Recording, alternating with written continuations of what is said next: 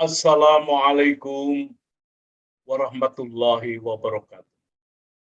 Saudara-saudara sekalian, salam pertanian maju. Pada kesempatan yang berbahagia ini, saya akan menyampaikan bahas kaitannya dengan pengelolaan masam. Di Indonesia, sebagai daerah tropika humida, banyak terbentuk yaitu tanah-tanah masam. Curah hujan yang tinggi ini akan menyebabkan air yang telah diaktifkan oleh asam karbonat menyebabkan pencucian basa-basa. Dan yang tertinggal adalah Fe, oksida, dan aluminium mangan oksida. Warna merah pada tanah masam oleh karena adanya kandungan mineral oksida besi. Walaupun konsentrasinya hanya kecil, keberadaan daripada oksida besi ini dalam tanah dapat mempengaruhi daripada warna tanah. Di antara kelompok oksida besi itu meliputi guaitit, menyebabkan warna kecoklatan kuning, dan hematit. Ini menyebabkan warna merah, merupakan dua jenis mineral oksida besi yang banyak dijumpai. Saudara-saudara sekalian, di Indonesia luasan tanah masam itu cukup luas. Di lahan kering saja, yaitu luasannya adalah 102,8 juta hektar. Yang tersebar di Kalimantan, Sumatera, dan Maluku. Jenis-jenisnya adalah apa? Yaitu tanah multisol, inseptisol, maupun oksisol. Di samping itu juga luasan tanah basah yang masam. Berdasarkan tipologinya, maka ada lahan sulfat masam yang potensial, ada lahan sulfat masam yang aktual.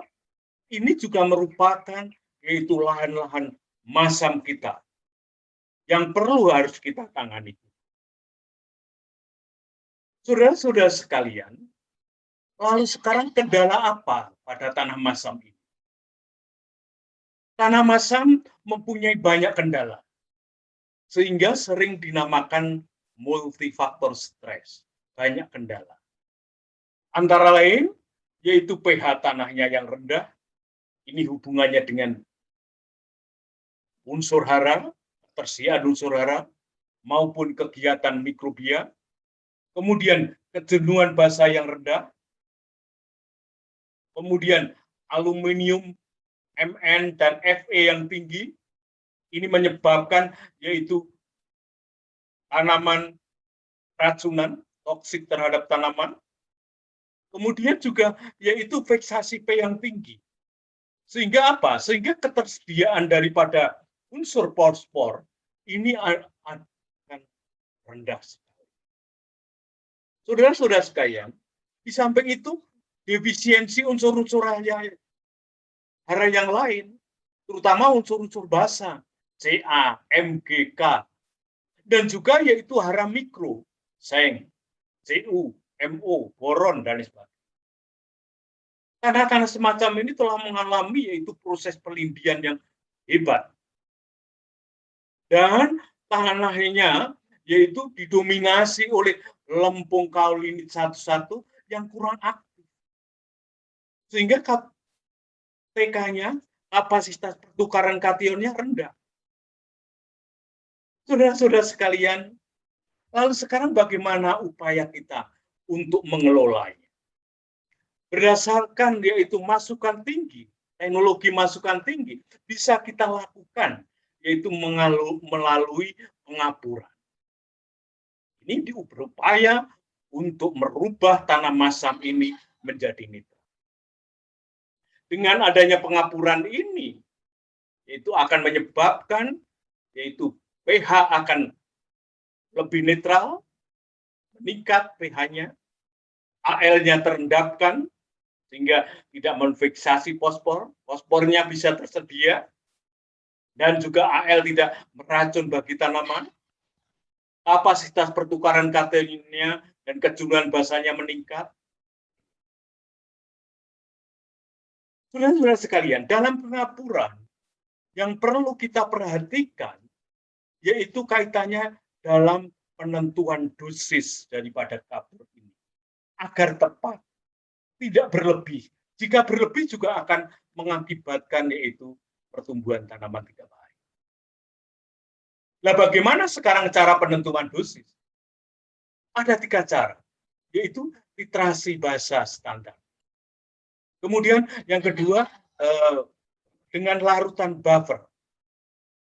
Kemudian yang ketiga, berdasarkan atas aluminium yang dapat ditukar di dalam tanah itu berapa. Ini sebagai dasar-dasar dalam kita nanti menentukan dosis daripada kapur. Saudara-saudara sekalian, tadi sudah saya katakan bagaimana pengaruh daripada pengapuran itu terhadap persediaan fosfor, mengendapkan aluminium, kemudian meningkatkan kejenuhan basa dan kapasitas pertukaran kation dan lain sebagainya. Namun kalau berlebih juga jelek, maka akan justru menyebabkan kekurangan besi, mangan, dan tembaga, dan seng. Kemudian juga fosfornya menjadi tidak tersedia juga. Karena apa? Karena yaitu fosfor diikat oleh Ca membentuk yaitu kompleks kalsium fosfat yang tidak larut. Sehingga apa? Sulit untuk digunakan oleh tanaman. Kemudian juga karena pH-nya melonjak, maka juga akan menyebabkan aktivitas dari mikroorganisme di dalam tanah ini juga akan menjadi kurang baik. Cukup menarik apabila kita bahas kali ini. Marilah kita ikuti kuliah saya.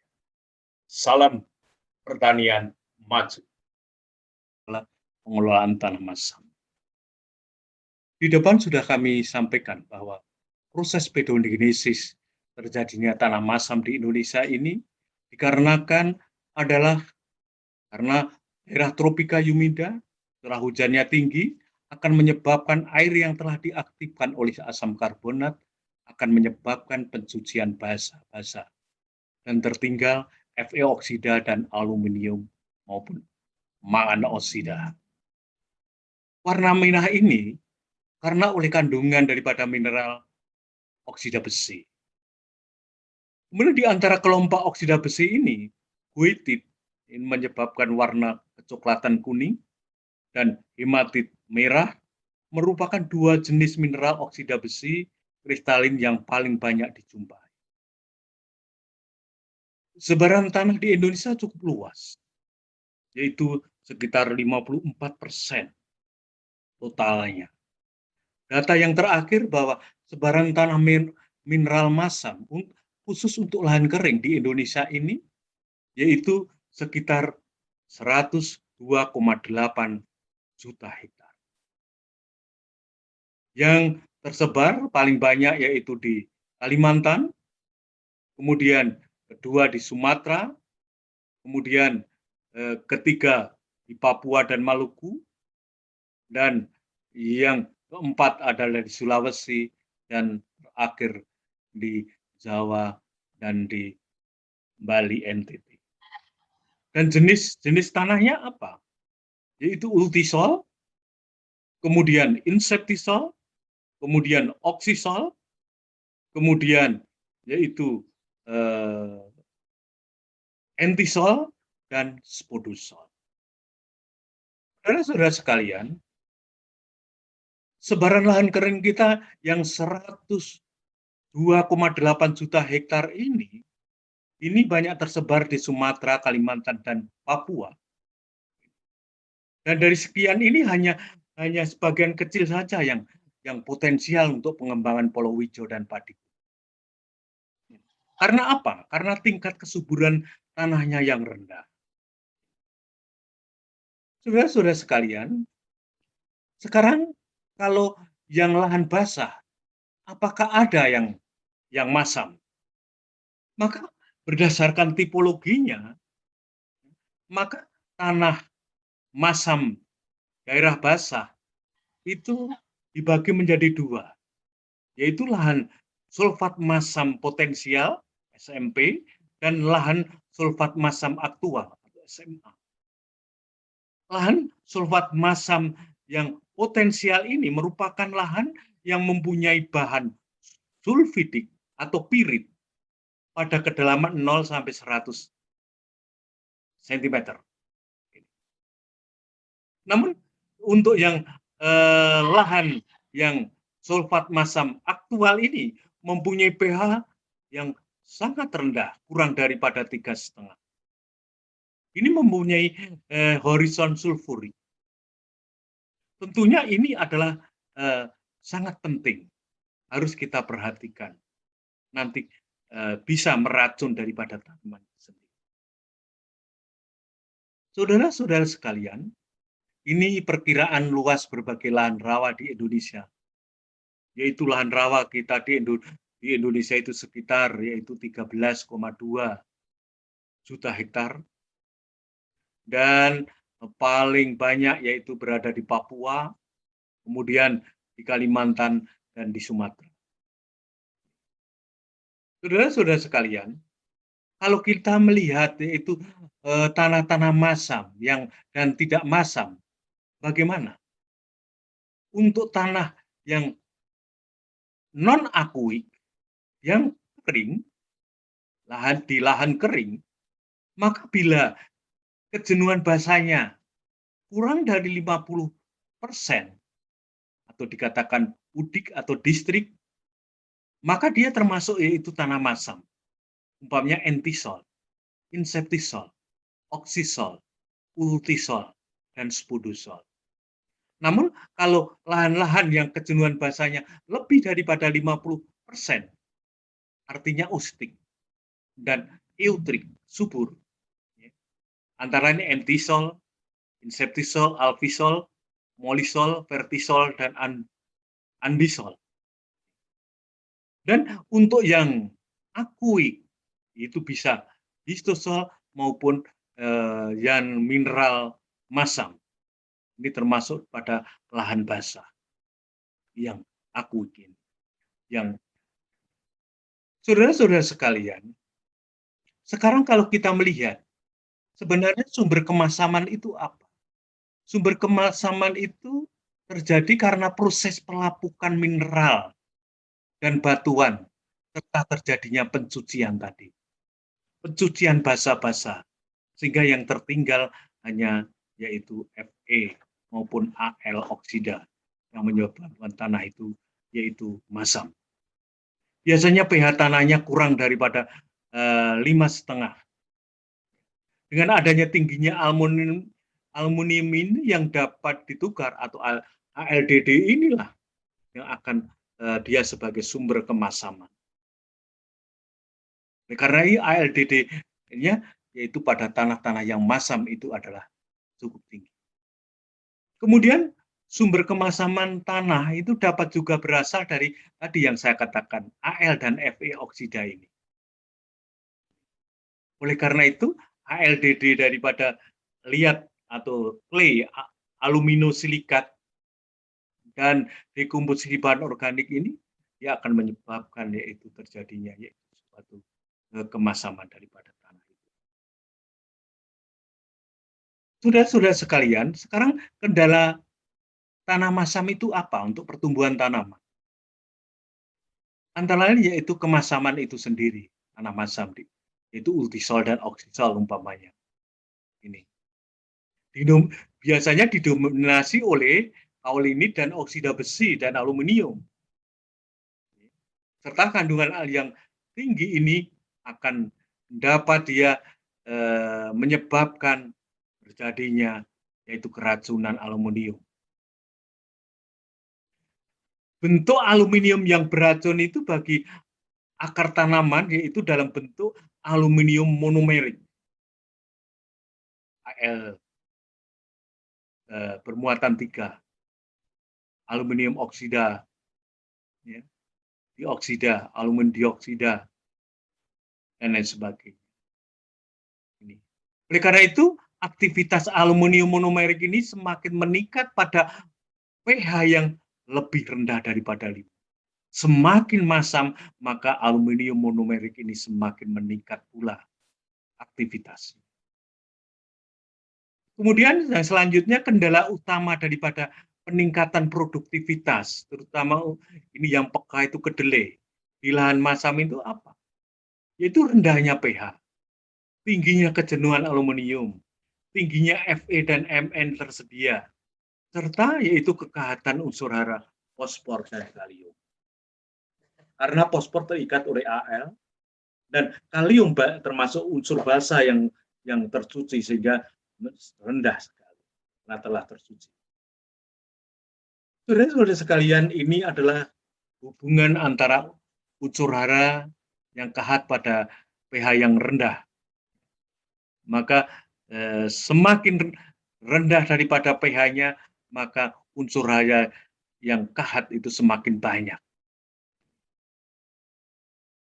Saudara-saudara sekalian, oleh karena itu dari berbagai keterangan tadi, maka dikatakan bahwa tanah masam itu dikatakan multifaktor stres. Banyak kendala bagi pertumbuhan tanaman. Antara lain, pH tanah yang rendah.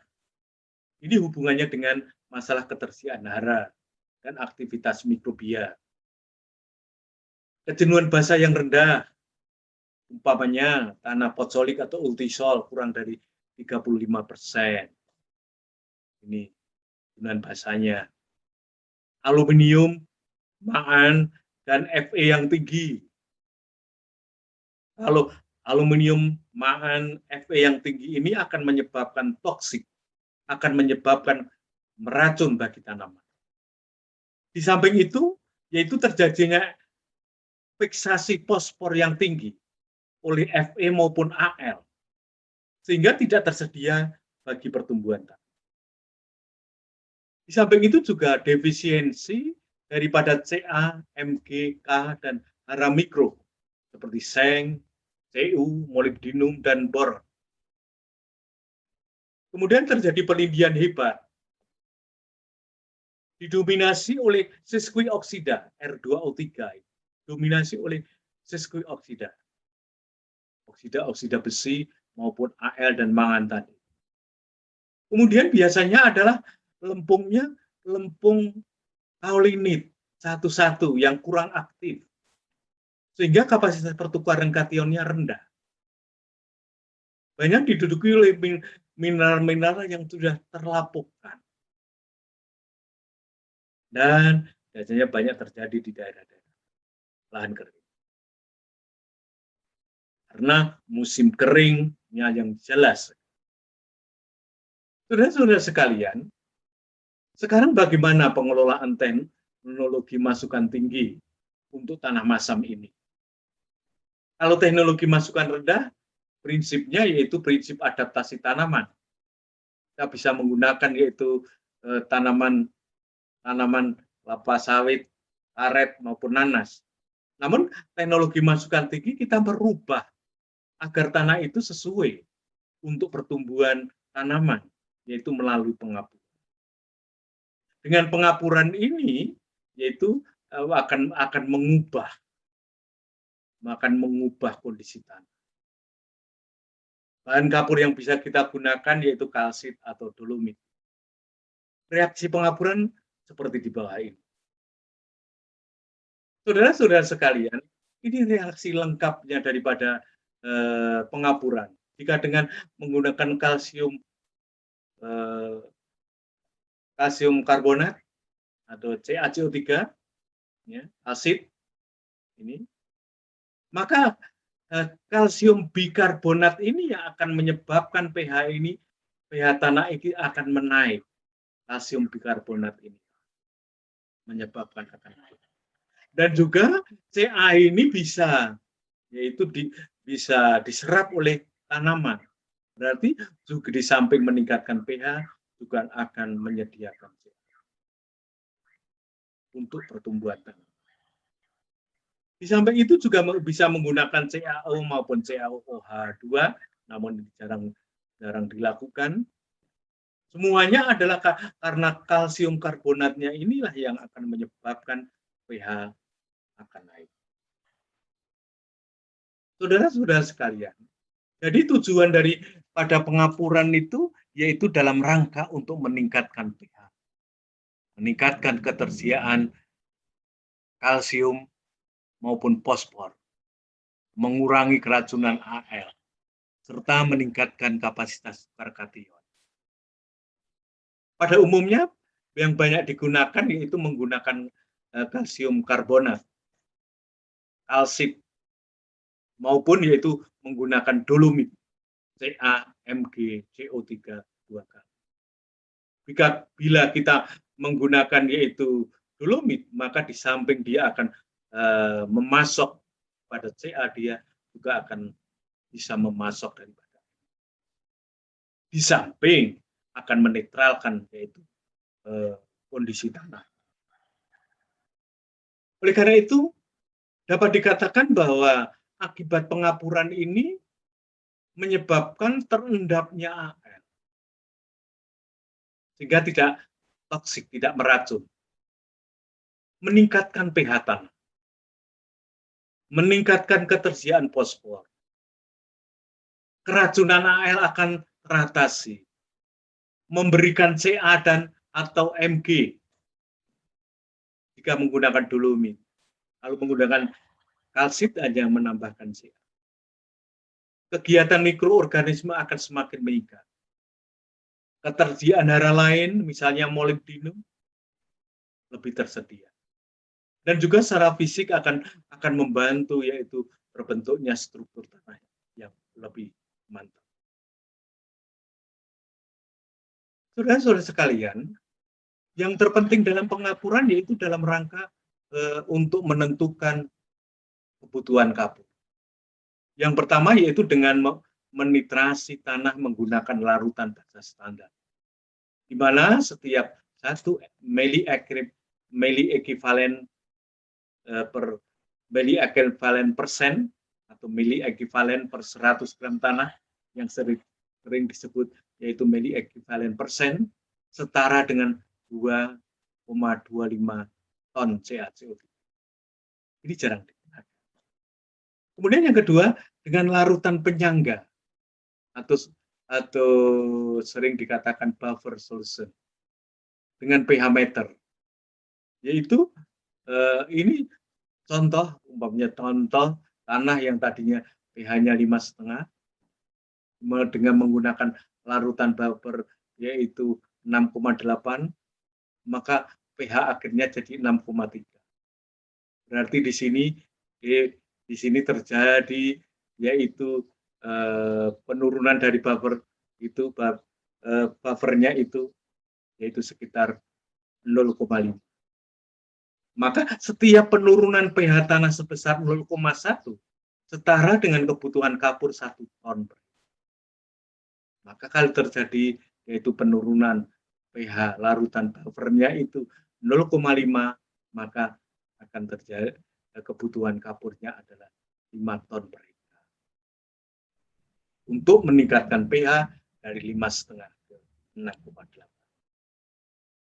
Kemudian yaitu berdasarkan aluminium yang dapat ditukar. Biasanya dengan menggunakan yaitu 1,5 kali aluminium yang dapat ditukar. Umpamanya setiap kenaikan 1 MI% ALDD setara dengan 1,5% Ca atau setara dengan 1,65 ton CO3 per hektar. Saudara-saudara sekalian, sekarang bahan kapurnya. Bahan kapur itu yang banyak digunakan yaitu menggunakan dolomit, maupun banyak yang digunakan yaitu dengan menggunakan kalsit. CaCO3. Masing-masing mempunyai daya netralisasi berbeda. Jika kalsit CaCO3 itu nilai netralisasinya 100, maka untuk CaCO nilai netralisasinya paling tinggi 179. Berikutnya yaitu CaOH2 136, kemudian dolomit 109, dan untuk CaSiO3 adalah 86. Saudara-saudara sekalian, yang perlu diperhatikan dalam menggunakan kapur pertanian yang berada di pasaran apa? Yang perlu diperhatikan adalah mengenai jenis kapurnya. Biasanya menggunakan kalsit, CaCO3, atau dolomit. Pemurnian daripada kapurnya perlu kita perhatikan. Kemudian selanjutnya di dalam dolomit ini mengandung yaitu magnesium karbonat dengan persentase yang lebih tinggi dibandingkan dengan kalsium karbonat. Beda dengan kalsit. Kalau kalsit Ca-nya yang dia jauh lebih tinggi. Saudara-saudara sekalian, tadi sudah saya katakan bagaimana manfaat kapur pertanian ini. Kemudian di samping itu yang perlu diperhatikan jaminan kimianya. Berapa kandungan kalsiumnya dan berapa kandungan daripada magnesiumnya di dalam kapur ini. Ini perlu yaitu diperhatikan. Kemudian untuk selanjutnya adalah jaminan kehalusannya. Berapa mesh? Mesh itu adalah misalnya ukurannya adalah 10 mesh. Artinya bahan gilingan yang lolos pada saringan yang memiliki lubang sebanyak 10 kali 10 dalam 1 inci persegi. Semakin tinggi ukuran meshnya, maka akan semakin halus bahan kapurnya. Semakin halus bahan kapurnya, maka akan semakin cepat bereaksi di dalam tanah. Dalam kaitannya dengan rekomendasi jaminan kehalusan ini, biasanya untuk tanaman-tanaman sayuran mengendaki yaitu di atas 60 mesh. Dengan pertimbangan karena umurnya pendek, maka harus cepat bisa bereaksi. Kemudian yang perlu diperhatikan juga yaitu harus disebar merata. Dan kemudian diolah, diaduk, yaitu pada kedalaman lapis olah, yaitu 20 cm. Dan harus diperhatikan dalam hal ini, pengaplikasian kapur ini, yaitu harus dalam kondisi yang lembab. Oleh karena itu, jika kering perlu adanya penyiraman. Ini akibat daripada pengapuran. Di samping dia akan kalau berlebih akan menyebabkan yaitu kekurangan besi, mangan, tembaga, dan seng. Fosfornya justru tidak tersedia karena terbentuk kompleks kalsium fosfat. pH-nya melonjak, aktivitas mikroorganisme akan tidak baik. Saudara-saudara sekalian, di samping itu bahan organik adalah sangat cocok sekali untuk diterapkan pada tanaman. Baik akan memperbaiki sifat fisik maupun akan memperbaiki yaitu keharaan sebagai sumber hara yang cukup potensial. Peran bahan organik itu di samping untuk meningkatkan C organik, ketersediaan hara, terutama nitrogen, meningkatkan ketersediaan fosfor dan hara lainnya, dan menekan terjadinya fiksasi daripada. Saudara-saudara sekalian, saya rasa kita cukupkan sekian apa yang dapat kami sampaikan. Mudah-mudahan akan bisa memberikan gambaran pada Anda sekalian yang berkaitan dengan masalah pengelolaan tanah masam melalui teknologi masukan tinggi dengan kan demikian. Terima kasih. Akhir kalam. Assalamualaikum warahmatullahi wabarakatuh. Salam pertanian maju.